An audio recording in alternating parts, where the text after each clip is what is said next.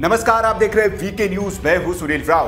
कल रात चीन की सीमा पर हुई हिंसक झड़प में 3 भारतीय सेना के जाबाजों की शहादत के बाद दिल्ली से लेकर बीजिंग तक माहौल गर्म है। हाई लेवल पर मीटिंग चल रही है और चीन के खिलाफ सेना से लेकर सरकार रणनीति बनाने में जुट गई है। इस घटना पर चीन के विदेश मंत्रालय का बयान भी आ गया है और उल्टा चोर कोतवाल को डांटे वाली भूमिका में आते हुए उल्टा चीन भारत को डांट रहा है।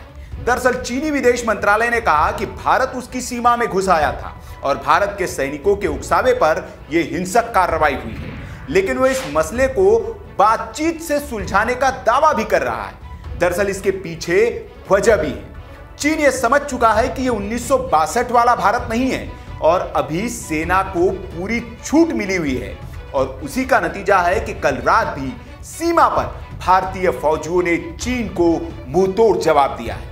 अभी तक तो इस बात पर सस्पेंस था कि चीन के कितने सैनिक मारे गए हैं और क्या उनको भी कोई नुकसान हुआ है, लेकिन अब आंकड़े सामने आ चुके हैं और चीन ने जो खबर दी है उसके मुताबिक भारतीय फौजियों ने चीनी अफसर समेत 5 सैनिकों को ढेर किया है और उसके 11 सैनिक बुरी तरह से जख्मी हैं, जिनमें से कुछ की हालत गंभीर भी है।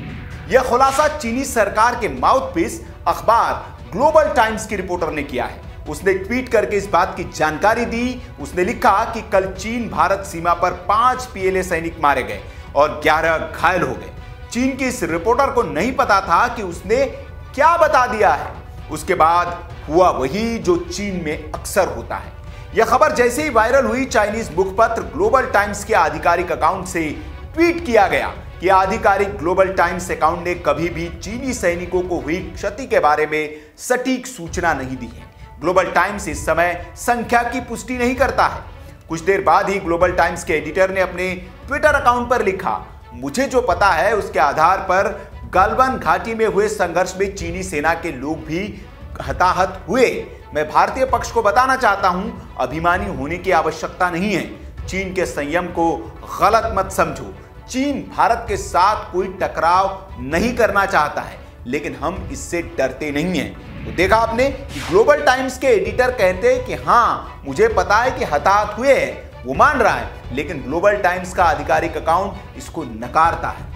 अब इसके बाद चीन के विदेश मंत्रालय ने भी अपील की है कि भारत इस मामले के बाद कोई एक तरफा कदम ना उठाए और वो इस पर बातचीत करने को तैयार है। मतलब चीन ये करके पछता जरूर रहा है, क्योंकि उसे पता है कि भारत अगर अपने पर आया तो उसकी आर्थिक कमर तो तोड़ ही देगा, उसकी अकड़ भी तोड़कर रख देगा। क्योंकि इस वक्त भारत में एक मजबूत सरकार है जो अपने विरोधियों को जवाब देना जानती है।